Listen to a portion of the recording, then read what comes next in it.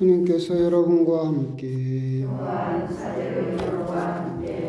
루카가 전한 거룩한 복음입니다. 주님 영광 받으소서.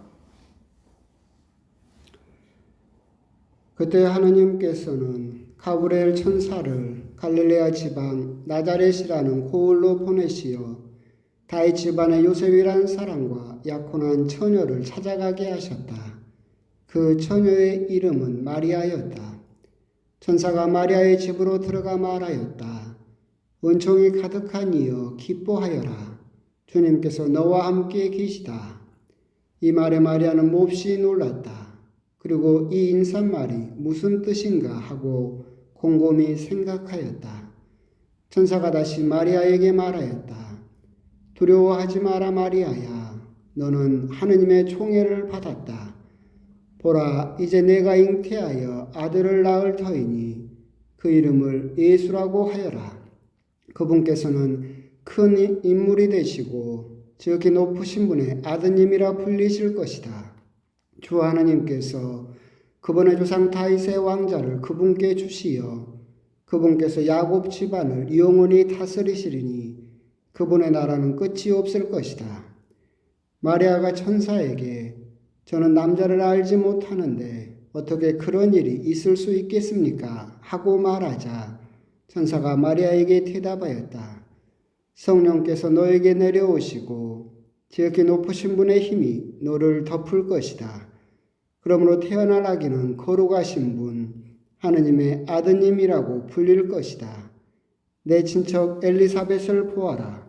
그 늙은 나이에도 아들을 잉태하였다. 아이를 못 낳는 여자라고 불리던 그가 임신한 지 6달이 되었다. 하느님께는 불가능한 일이 없다. 마리아가 말하였다.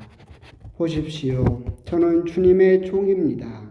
말씀하신 대로 저에게 이루어지기를 바랍니다. 그러자 천사는 마리아에게서 떠나갔다.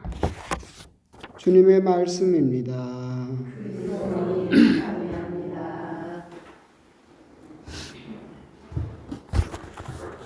참 예수님. 오늘은 한국 천주교회, 한국 우리 가톨릭의 주보 성인인 원죄 없이 잉태되신 마리아 대축일입니다. 우리 대천성당도 광주교구에서는 특이하게 주보 성인이 2분이에요. 타데오와 시몬 2분인데 그거 정할 때도 교구청에서 2분이나 정해도 되냐고 한참 논의를 했다고 그랬는데 우리 한국 천주교회도 주보 성인이 2분입니다. 성요셉 성인하고 원죄 없이 잉태되신 임마culata 마리아 성모님 2분이에요.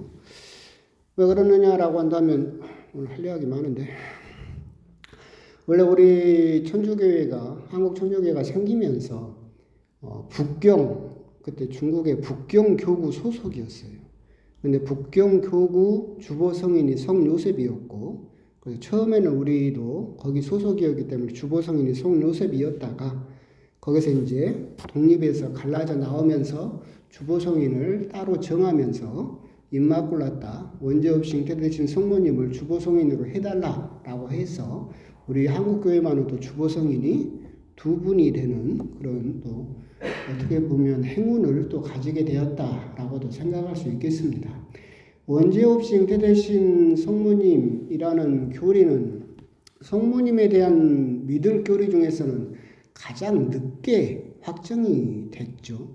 사실은 초세기부터 계속해서 그런 믿음은 있었고 신자들은 그런 믿음을 가지고 있었지만 교회에서 정식으로 그것을 전 세계 신자들이 믿어야 된다라고 하는 교리로는 계속해서 발표하지는 않았습니다. 각자의 개인적인 믿음으로서만 어떤 교회 한 교회의 믿음으로서만 유지되고 있었다가 여러분도 여러분 기적의 메달이 있죠?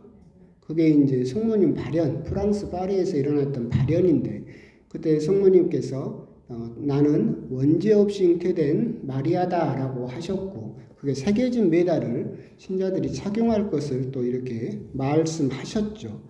그리고 나서 교회는 이제는 원죄 없이 잉태되신 마리아를 믿을 교리로 선포를 하게 되고 그로부터 4년 뒤 그러니까 19세기죠. 19세기에 들어서야 여러분도 잘 아는 누르드 성모님 발현해서 또다시 그것을 확정적으로 성모님께서 보여주심으로써 이제는 전 세계 교회가 원죄 없이 잉태되신 동정 마리아에 대해서 믿을 교리로 확고하게 이렇게 또 자리를 잡게 되었다.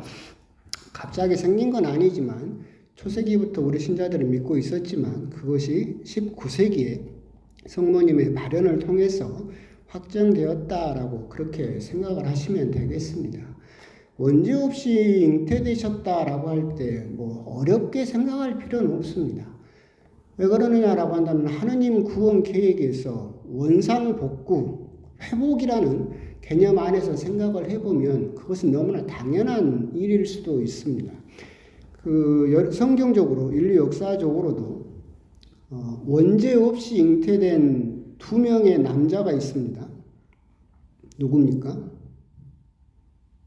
예수님하고 아담이죠. 그렇죠? 아담이 죄를 지어야 그게 원죄가 되는 거니까 아담이 태어날 때는 원죄가 없었을 거 아니에요. 그러면 또 원죄 없이 태어난 잉태된 2명의 여자가 있습니다. 누굽니까?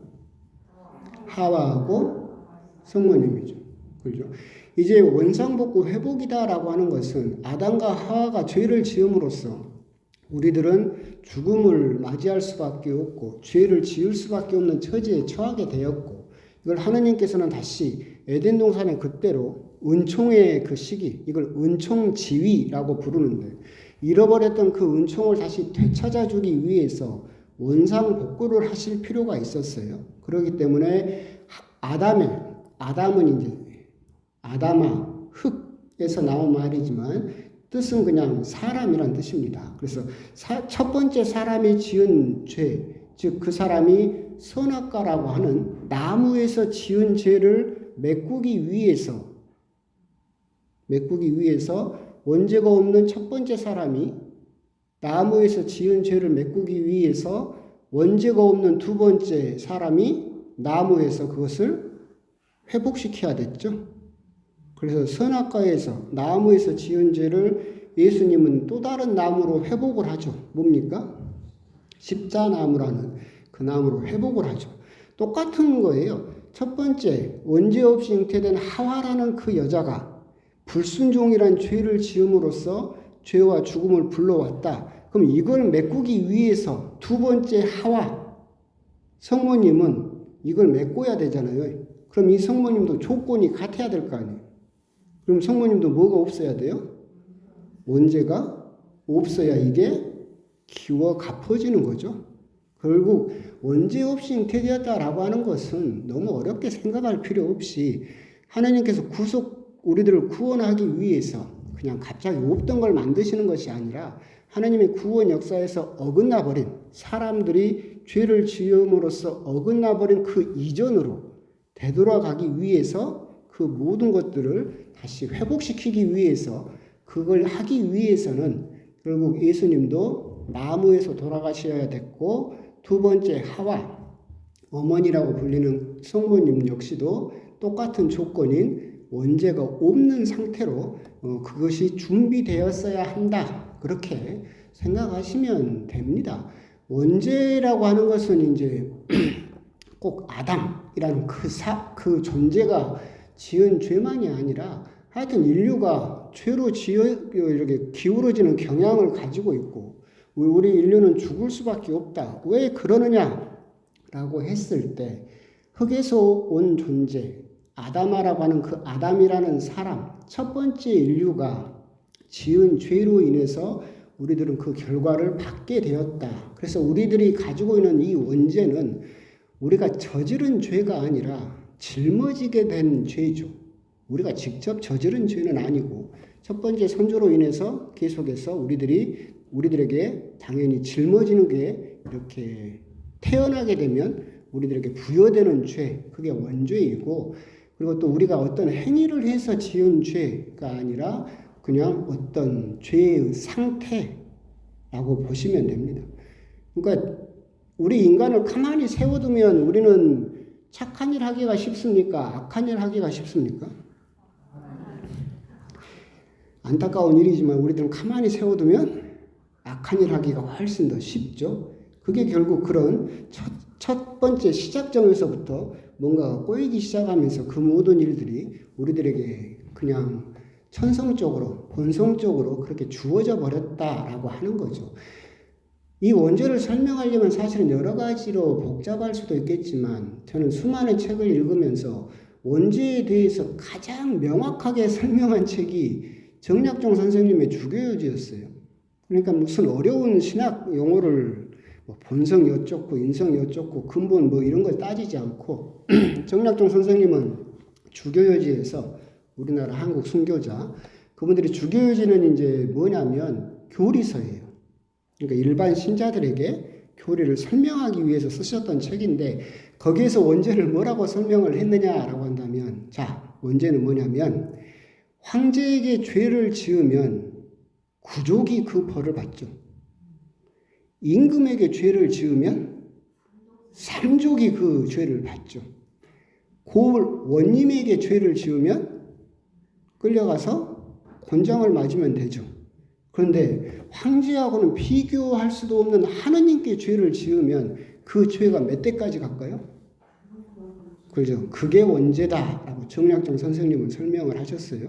결국 이것보다 더 명확하게 설명할 수 있는 방법은 없을 것 같아요. 우리들은 어차피 죄로 기울어지는 경향성을 가져버린 상황이고 우리들은 가만 놔두면 죄 짓기가 훨씬 더 쉽다라고 하는 것은 어떤 출발선 안에서 출발점에서 뭔가 엉켜버렸다라고 하는 것이고 결국 그 엉켜버린 것이 우리가 원죄라고 하는 것이고 그 원죄를 지은 사람이 있다라고 하는 것이죠. 그걸 불러들인 사람이 있다라고 하는 겁니다. 근데 또 여기에서 이제 문제가 되는 것이 뭐냐라고 한다면 이 원죄라고 하는 것이 여러분들은 있습니까? 없습니까? 여러분들은 없어요. 여러분들은 세례를 받으면서 원죄가 없어졌어요. 그런데도 여러분들은 우리도 가만 놔두면 어떻게 됩니까?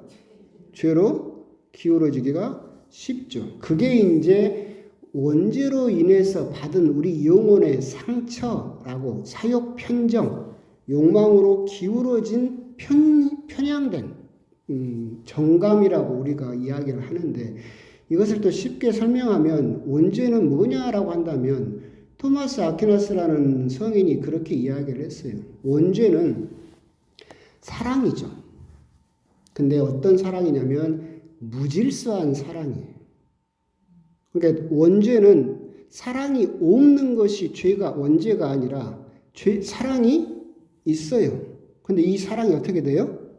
질서가 없는 거예요. 자, 아담이 지은 죄를 한번 생각을 해봅시다. 아담이 당연히 하느님을 사랑했었죠. 근데 뱀의 유혹을 받고 하와의 유혹을 받으니까 이 사랑의 방향이 흐트러져 버렸죠. 그래서 이 사랑이 어디로 가버렸냐면 자기 자신의 우수성에 대한 맹신으로 가버렸죠.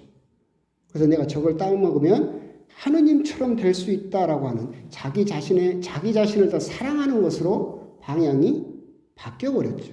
그러니까 원죄라고 하는 것은 무질서한 사랑, 그것을 원죄적 상태라고 부를 수 있는데 쉽게 말하면 그런 거예요. 남녀가 사랑을 하는데 내가 그 사람을 사랑을 해요. 근데 그 사람 자체를 사랑하는 것이 아니라 이게 사실은 올바른 방향이죠. 사랑의 올바른 방향이에요. 근데 그 사람 자체를 사랑하는 것이 아니라 이 사랑이 질서가 없어져 버렸어요. 그래서 그 사람의 재력, 돈이 얼마나 있냐, 그 사람의 집안, 그 사람의 직업, 그 사람의 배경, 그 사람의 직업, 뭐 이런 것들을 더 사랑해. 그것 때문에 내가 그 사람을 사랑하게 돼버리면 이건 사랑이긴 하지만 질서가 흐트러져 버린 거죠. 무질서해져 버렸어요. 그게 이제 원죄적인 상태인 거죠. 결국 우리가 세례를 통해서 원죄가 없어진 건 맞아요. 이 말은 무슨 말이냐라고 한다면 여러분들은 세례를 받으면서 여러분 사랑에 질서를 부여했죠. 믿습니까? 믿습니다. 끊어버립니까? 끊어버립니다. 라고 대답하면서 여러분들은 나는 내 사랑을 질서 지었어요. 가장 첫 번째 사랑해야 될 분은 누구예요? 하느님을 이제부터 사랑하겠습니다. 하느님을 중심으로 해서 내 사랑의 질서를 이렇게 딱 짜기로 했죠.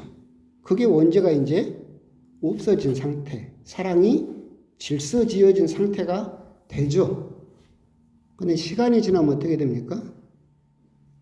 기울어져 버려요. 자꾸 질서가 흐트러져 버리죠. 원죄가 없어졌음에도 불구하고 다시 그 무질서 상태로 엔트로피가 증가하는 상태로 그렇게 자꾸 기울어지면서 짓는 죄를 이제는 뭐라고 부릅니까? 번죄라고 부르죠.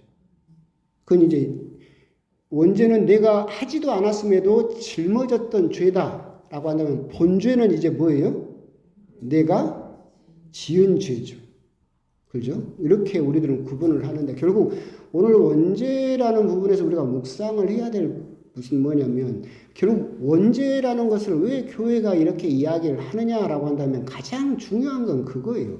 우리 모두가 죄로 기울어지는 경향성을 가지고 있고 우리들은 가만 놔두면 무질서한 사랑, 금세 흐트러져 버려서 사랑하지 말아야 될 것을 사랑하게 되는 그런 무질서한 사랑을 이렇게 하게 되면서 죄를 짓게 되는데 우리가 죄인이다라고 하는 것을 깨달을 수 있다라고 한다면 예수님의 구원에서 예수님의 구원을 필요로 하지 않는 사람이 있을 수 있을까요? 없다는 거죠. 이 세상 모든 사람이 그런 원죄의 상태에 빠져 있다라고 하는 것은 결국 예수님의 구원이 누구나 다 필요하게 되었다. 나는 예수님 필요 없어요. 예수님 안 믿어요. 이렇게 말할 수 있는 사람은 이제 없다. 우리가 천사가 아닌 이상 원죄적 상황에 처했다. 원죄가 있다라고 하는 이야기는 결국 예수님의 구원에 예외적인 사람은 없다라고 하는 것이고 모든 사람은 예수님의 구원을 필요로 하고 있다라고 하는 것이고 우리들은 세례를 받으면서 이 우리 사랑이 질서 지워졌습니다. 원죄가 이제 사라졌고 하느님을 중심으로 그 모든 것을 사랑하겠습니다. 라고 우리들은 세례를 받았지만 우리 역시도 시간이 지나게 되면 점점 그렇게 질서 지워졌던 사랑이 흐트러지게 되죠. 안 그럽니까? 말이 너무 어려워요? 쉽게 한번 설명을 해봅시다. 우리들은 원죄가 없어졌어요. 근데 우리가 가만 놔두면 사랑이 막 흐트러지고 무질서해져요. 그래서 하느님을 중심으로 사랑을 하겠다라고 했는데 이 사랑이 방향을 잃어버려. 그래가지고 내가 딴 걸 더 사랑해. 그러게 되면 결과로 나오는 것이 뭐예요? 주일미사로 빠지죠? 그렇죠? 가장 간단한 게 그거잖아. 하느님 중심으로 질서가 잡혀져 있어요. 그러면 내가 물론 당연히 물리적으로 못 나갈 상황도 있겠지만 아니면 그렇지만 내가 다른 것을 더 사랑하고 다른 것에 더 관심이 가요. 사랑의 방향이 무질서해져 버렸어. 그러면 주일미사를 빠지게 되는 거죠. 그러면서 또 뭘 하게 되는 거예요? 냉담을 하게 되는 거죠. 이게 가장 간단한 거고 이게 더 복잡해지면 어떻게 되는 거예요? 누군가를 사랑한다라고 하면서 집착하게 되고 소유하려고 하죠. 그건 역시도 사랑이 무분별해진 것이고 사랑의 방향을 잃어버리면 하나님을 사랑해야 될 사람이 이제는 무엇을 더 사랑하냐면 돈을 더 사랑하게 되는 거죠. 그런 모습들이 다 죄로 빠져버린 모습이다라고 하는 거죠. 너무 어려워서 그런가. 어젠가 오늘인 것 같은데 어젠가 뉴스에 이제 국회의원 선거가 이제 가까워져 오니까 원희룡인가 그 사람이 정광훈 거기가 예배 가가지고 막 신앙 간증도 하고 그 사람 옛날에 전두환한테 찾아가서 큰절했던 사람이고 그러잖아요. 요즘은 또 서울에 범 해가지고 전두환 난리인데도 그런 사람이었어요. 그러니까 근데 장관하면서 잠잠하다가 요즘 또 정광훈 그 예배 가서 하고 있는 이유가 뭘까요? 그렇죠. 국회의원 하고 싶으니까 하고 있는 거잖아. 근데 그 사람이 그 예배 가서 신앙 간증하는 걸 보면 정말 열심한 신자인 것처럼 이야기를 하더만. 그러잖아요. 그럼 그 사람이 정말 하느님을 사랑할까? 아니잖아. 사랑의 방향이 틀렸죠. 그렇죠. 그 사람은 사랑의 방향이 하느님을 이용해서 어디로 가고 있는 거예요? 권력으로 가고 있는 거죠. 똑같아요. 우리 역시도 세례를 받아서 사랑이 질서 지워졌다라고 방심을 하게 되면 시간이 지나면 금세 그 질서는 헝클어지기 쉬워요. 헝클어지면 하느님보다 다른 것을 더 사랑하게 되고, 그러니까 결국은 원죄 부분에서 우리가 고민해야 될 부분은 사랑이 많고 적음의 문제가 있는 게 아니에요. 죄라고 하는 것은 결국 내 사랑의 방향이 올바로 가고 있느냐. 올바로 가고 있으면 여러분들은 은총지위를 잃지 않는 그런 모습일 테지만 그 사랑이 저 사랑해요 라고 하면서도 방향이 헝클어져서 사방대로 잘못 나가고 있다라고 한다면 우리 역시는 다시 죄스러운 상황에 처해져 버리게 된다라고 하는 점, 그런 점에 대해서 우리가 생각해 볼 필요가 있겠죠. 오늘 원죄 없이 잉태되신 성모 마리아, 결국 성모님의 발현으로 인해서 우리들이 믿을 교리로 그렇게 되었지만 거기서 우리가 두 가지만 생각을 하면 돼요. 성모님이 왜 원죄가 없으셔야 했느냐? 원상복구, 회복. 두 번째 하와로서 원죄가 없던 하와가 저질렀던 그 이전의 상태로 가기 위해서는 성모님께서 원죄가 없으셔야 했다라고 하는 점, 그런 점하고 결국 원죄다라고 하는 것은 예수님의 구원을 필요로 하지 않는 사람은 그 아무도 없다라고 하는 그것 때문에 원죄가 있는 것이고, 결국은 그 원죄로 인해서 우리들은 죄로 기울어지는 경향을 갖게 되었고, 그렇기 때문에 항상 우리가 생각해야 되는 것은 덥다. 여러분이 이제 여러분들은 기억할 거예요.